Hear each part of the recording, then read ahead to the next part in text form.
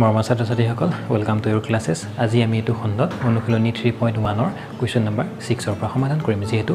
যোৱা যেটো খণ্ড আছিল তাতে আমি কোৱেশ্চন নম্বৰ 5 লৈকে সমাধান কৰিছিলো গতিকে এটো খণ্ডত আমি কোৱেশ্চন নম্বৰ 6 ৰ পৰা আৰম্ভ কৰিম গতিকে হাসুন আমি ভিডিওটো আৰম্ভ কৰো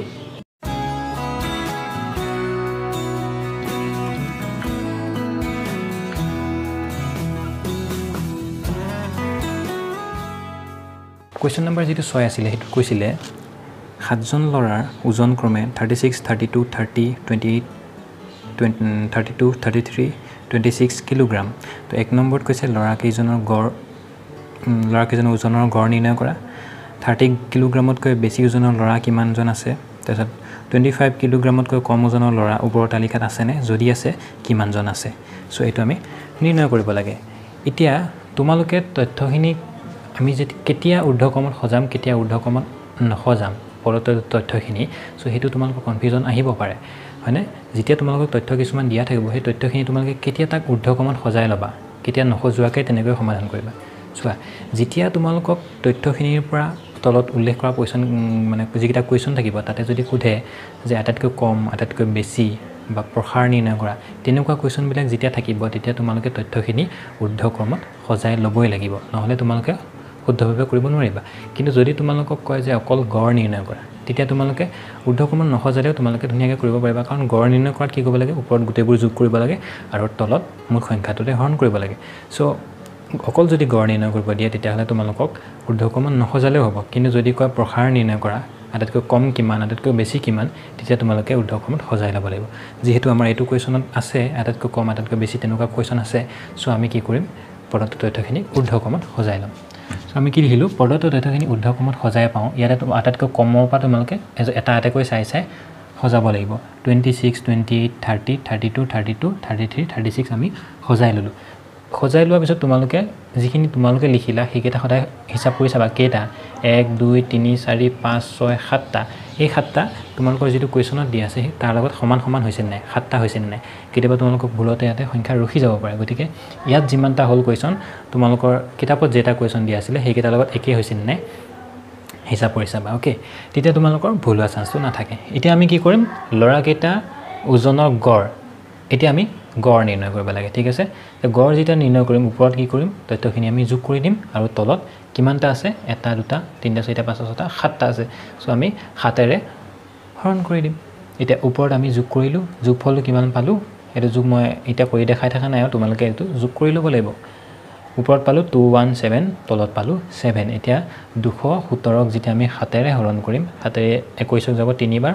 7ক যাব এবাৰ সো 31 অৰ্থাৎ লৰা কেইজনৰ ওজনৰ গড় মানে এভাৰেজ এটা আমি কিমান পালো 31 সো 1 2 তেনেকৈ যাব তাৰ পিছত কোৱেশ্চন নম্বৰ 2 ত কি খুজিছে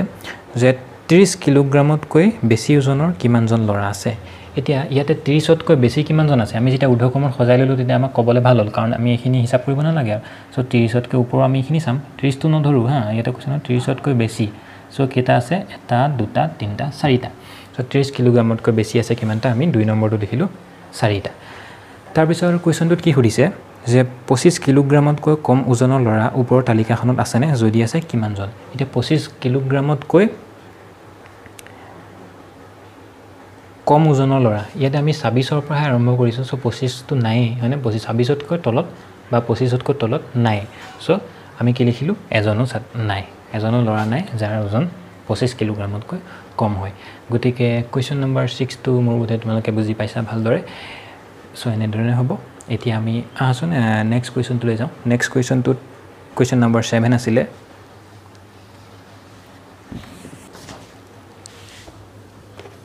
কোৱেশ্চন নম্বৰ 7 টো যেটো আছিল হেতুত কৈছে যে মিৰাই তেওঁলোকৰ আত্মসহায়ক গোটত যোৱা 5টা মাহত 500 টকা 600 টকা 600 টকা 700 টকা আৰু 500 টকাকৈ সঞ্চয় কৰিলে তেওঁ প্ৰতি মাহত গড় সঞ্চয় কিমান হ'ব এটা এটা চোৱা আটাইতকৈ বেছি আটাইতকৈ কম এনেকুৱা ধৰণৰ একো কোৱেশ্চন সোধা নাই গতিকে আমি তথ্যখিনি একো ঊৰ্ধ্বক্ৰম বা অধক্ৰমত আমি নখজাও আমি সিম্পলি লিখিম প্ৰতি মাহত গড় সঞ্চয় এটা গড় সঞ্চয় কিমান যে এবাৰ 500 হৈছে এবাৰ 600 600 700 500 সো এখিনি কেটা হল এটা দুটা তিনটা চাৰিটা পাঁচটা গতিকে আমি 5 এৰে হৰণ কৰি দিম এতিয়া ওপৰত আমি এটা যোগ কৰিব লাগিব হয়নে যোগ কৰি দিম আহাচোন 6 5 11 11 6 17 17 খাতে আমি কিমান পাম 24 24 লগত 5 দিলে আমি পাম 29 5 সো 5 এৰে যেতিয়া আমি হৰণ কৰিম তেতিয়া কি পাম 29 ক 5 5 গুণ 25 ইয়াত থাকিলে 4 5 8 গুণ 40 এটা শূন্যটো ইয়াত বহি যাব সো 580 অৰ্থাৎ তেওঁৰ প্ৰতি মাহৰ গড় সঞ্চয় হ'ল 580 টকা ওকে এতিয়া হাসন আমি কোৱেশ্চন নম্বৰ 8 টো সলিউশন কৰি চাও কোৱেশ্চন নম্বৰ 8 টোত কৈছিলে প্ৰাথমিক বিদ্যালয়খনৰ ছাত্ৰ-ছাত্ৰীসমূহৰ সংখ্যা তলত দিয়া ধৰণৰ এটা প্ৰথম দ্বিতীয় তৃতীয় চতুৰ্থ পঞ্চম দিয়া হৈছে প্ৰথম শ্ৰেণীত কিমান দ্বিতীয় শ্ৰেণীত কিমান তৃতীয় শ্ৰেণীত কিমান হা 26 32 34 28 30 এনে ধৰি দিয়া আছে তাৰপিছত এক নম্বৰ কোৱেশ্চনটো সুধিছে বিদ্যালয়খনৰ শ্ৰেণীসমূহত ছাত্ৰ-ছাত্ৰীৰ গড় সংখ্যা নিৰ্ণয় কৰা দুই নম্বৰত কি কৈছে প্ৰথম সাময়িকীৰ পিছত দ্বিতীয় আৰু পঞ্চম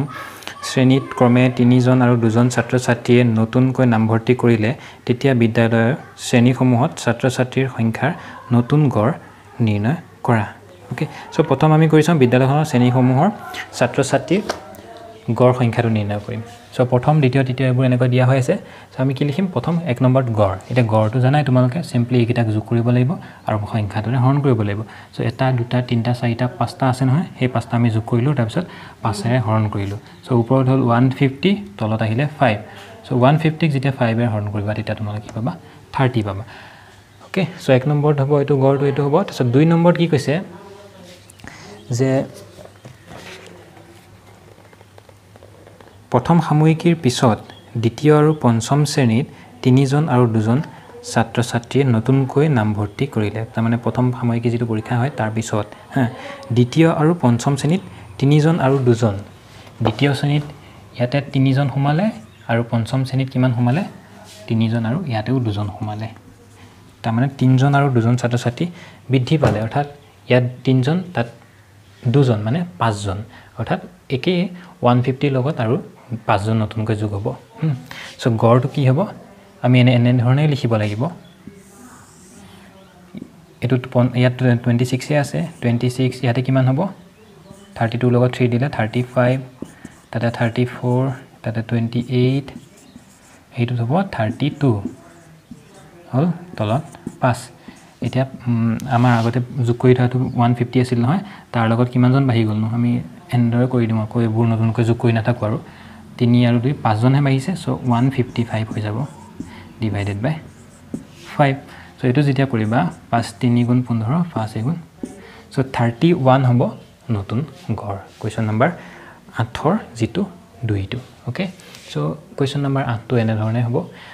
এইটোৰ জৰিয়তে আমাৰ অনুশীলনী 3.1 টো সমাপ্ত কৰিছে ইয়াৰ পিছত আমি পিছৰখিনিলৈ আগবাঢ়িম ওকে